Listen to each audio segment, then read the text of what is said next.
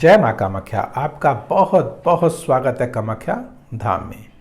वृश्चिक राशि अगस्त मास सन 2022 कैसा रहेगा आइए जानते हैं, लेकिन उससे पहले एक नजर डालते हैं मुख्य त्योहारों पर। 2 तारीख को नाग पंचमी है, 5 तारीख को दुर्गा अष्टमी है, 8 तारीख को पवित्रा एकादशी है और 11 तारीख को रक्षाबंधन है। इसका शुभ मुहूर्त जानेंगे अगले वीडियो में कि किस समय हमको राखी जो है वह बांधनी चाहिए या बंधवानी चाहिए।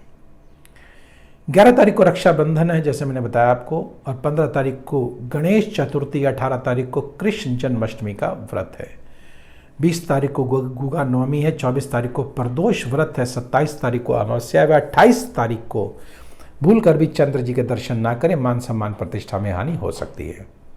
30 तारीख को हरितालिका तृतीया है, वह 31 तारीख को सिद्धि विनायक गणेश जी का व्रत है। आइए अब ग्रह गोचर को एक बार जान लेते हैं।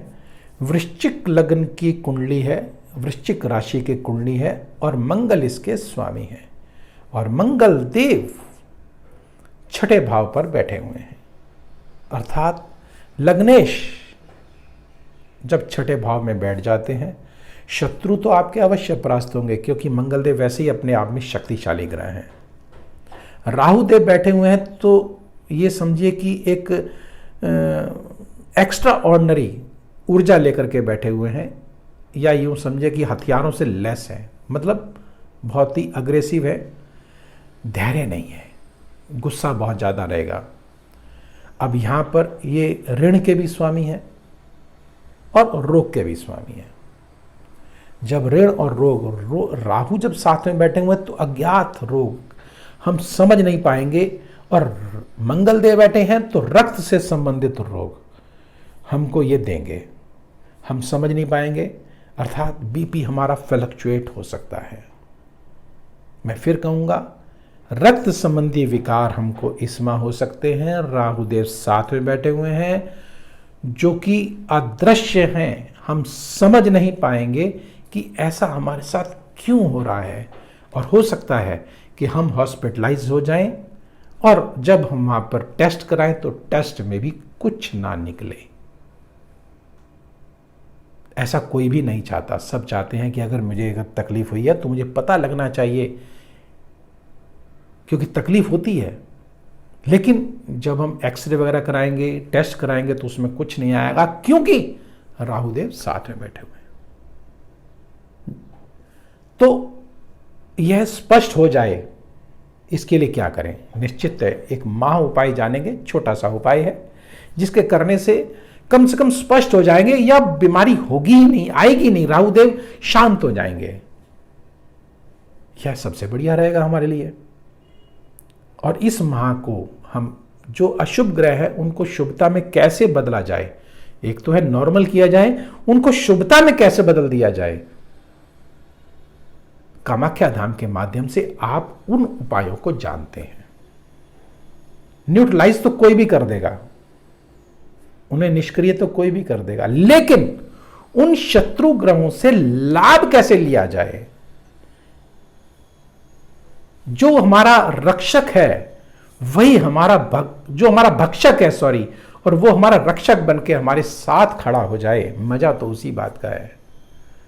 यही मां कामाख्या धाम की एक विशेषता है, और इसीलिए हम आपको बार बार सचेत भी करते हैं, बताते भी हैं कि हम लोग तांत्रिक तरीके से कुंडलियों का आकलन करते हैं। नंबर स्क्रीन पर चल रहे हैं, व्यक्तिगत रूप से भी आप हमसे संपर्क कर सकते हैं, और कोई किसी प्रकार की अज्ञात बाधाएं अगर हैं तो उनका भी निवारण कामाख्या धाम में निश्चितता होता है।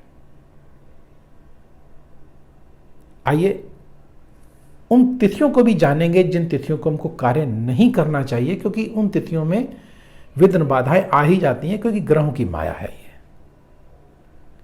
और उस उपाय को भी जानेंगे जिसके करने से आप इस माह को मंगलमय बना सकते हैं, चमत्कारिक रूप दे सकते हैं।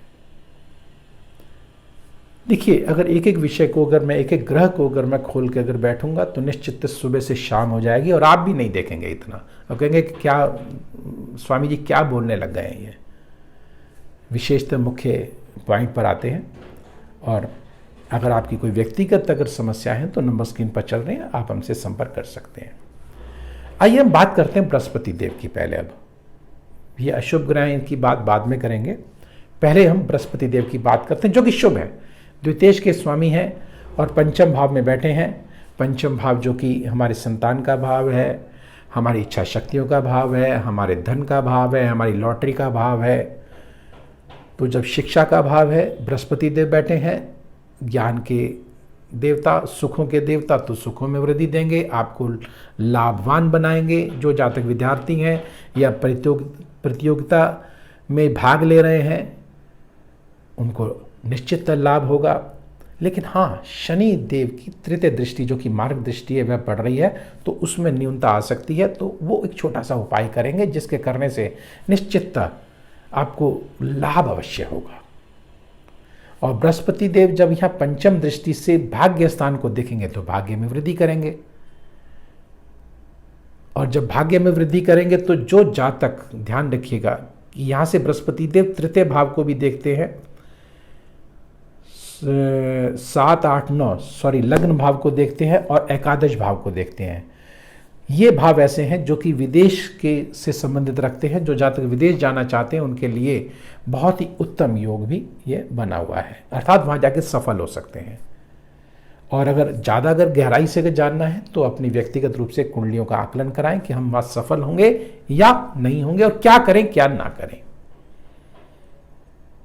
और एक बात और कि राजनीतिज्ञ इस समय बहुत हमारे साथ जुड़ रहे हैं, तो उनसे भी एक आग्रह है कि वह अपनी व्यक्तिगत रूप से कुंडली को अवश्य दिखाएं, क्योंकि यहाँ पर मंगल और राहु जो है वह छठे भाव पर बैठे हैं, शत्रुओं के भाव पर बैठे हुए हैं। अगर आपकी कुंडली में मंगल की स्थिति और राहु की स्थिति उच्च है तो निश्चित आप शत्रुओं को परास्त कर सकते हैं और विजयी हो सकते हैं। और अगर यहाँ अगर स्थिति अशुभ है तो आप जो है निश्चित चुनाव हार जाएंगे। तो इनका आकलन भी आप किसी योग्य विद्वान से कराएं। लेकिन हाँ, यहाँ पर बृहस्पति की स्थिति इस समय जो है, इस माह बहुत ही उत्तम होने जा रही है। यहाँ से बृहस्पति देव जब सप्तम दृष्टि से आय के भाव को देखेंगे तो आय में वृद्धि अवश्य होगी। तो वृश्चिक लग्न वालों के लिए आय में वृद्धि अवश्य होती हुई दिखाई दे रही है। लेकिन जब हम बात करते हैं शुक्रदेव की, तो शुक्रदेव जो है वह अष्टम भाव पर विराजित है और 7 तारीख को वह भाग्य स्थान पर पहुंच जाएंगे। और जब भाग्य स्थान पर पहुंच जाएंगे तो भाग्य में वृद्धि अवश्य करेंगे, निश्चित करेंगे, इसमें कोई संदेह नहीं है। आइए अब हम उन ग्रहों की बात करते हैं जो महाशक्तिशाली, जैसे शनिदेव हैं। शनिदेव तृतीय भाव पर बैठे हुए हैं और तृतीय भाव के स्वामी जो है तृतीय भाव से सीधा भाग्य स्थान को देख रहे हैं। जैसा कि मैंने कहा कि भाग्य में वृद्धि इस माह अवश्य होने जा रही है। आइए पहले हम तिथियों को जान लेते हैं जिन तिथियों को हमको कार्य नहीं करना चाहिए। वह तिथि कौन सी है? 4 तारीख, 5 तारीख, 8 तारीख, 9 तारीख, 15 और 16 तारीख, इन तिथियों को भूल कर भी कार्य ना करें। अगर करना भी पड़े तो एक छोटा सा महा उपाय है जिसको करके आप इस माह को मंगलमय और चमत्कारिक रूप दे सकते हैं। वह क्या है? सबसे पहले आप 5 मुखी रुद्राक्ष लीजिएगा, उस पर कामिया सिंदूर लगाइएगा और भोले शंकर पर अर्पण करके वहाँ प्रार्थना कीजिएगा कि हे भोले शंकर, हे माँ कामाख्या, हमारे पापों को क्षमा करें। कई जातक ऐसे कहते हैं हमने तो पाप किए ही नहीं है, फिर आप हमसे ये क्यों कहते हैं कि पापों को क्षमा करें? निश्चित देखिए, ध्यान रखिएगा, आप अगर दुखी हैं, कष्ट में हैं और आपको आगे कष्ट आ रहा है तो आपके पाप कर्म ही हैं जो आपके सामने आ रहे हैं। मेरे साथ भी होंगे वो। तो आप ये मत कहें कि मैंने कोई पाप नहीं किया। आप जाने जाने भूले भाले से भी कई बार आप जमीन पर जब पैर रखते तो कितने जीव जंतु मर जाते हैं, चींटियां मर जाती हैं, वो भी तो जीव हैं। तो पाप तो आप करते हैं लेकिन अनजाने में ही सही। आप ये नहीं कह सकते कि मैं पाप नहीं करता। तो इसलिए हमारी प्रार्थना में है, हमारी पूजा पद्धति में है कि सुबह शाम हम जो है प्रार्थना करते हैं कि हे प्रभु, इनको शांति प्रदान कर, हमसे कोई भूल चूक हो गई हो तो उन्हें क्षमा कर, उनको मुक्ति दे। ये हमारी सायंकाल की संध्या में हम प्रतिदिन प्रार्थना करते हैं। लेकिन अगर आप नहीं करते तो इसीलिए दुखी हैं। खैर, ये विषय बहुत लंबा जाएगा, अलग जाएगा, मैं उन विषयों को छेड़ना नहीं चाहता, विषय बहुत होते हैं मेरे पास। अगर आपको ये वीडियो पसंद आया हो, लाइक करें, सब्सक्राइब करें, बेल बटन को अवश्य दबाएं, जिससे अगला वीडियो आपके पास सबसे पहले पहुंचे और आप लाभान्वित हो सकें। आप चाहें कि अगला वीडियो आपके पास सबसे पहले पहुंचे तो वीडियो को लाइक करें, सब्सक्राइब करें और बेल बटन को अवश्य दबाएं, जिससे अगला वीडियो आपके पास सबसे पहले पहुंचे और आप लाभान्वित हो सकें। तो अब मुझे दीजिए आज्ञा, समय की सुई इशारा कर रही है कि मुझे अपनी वाणी को यहीं विराम देना होगा। जय मां कामाख्या।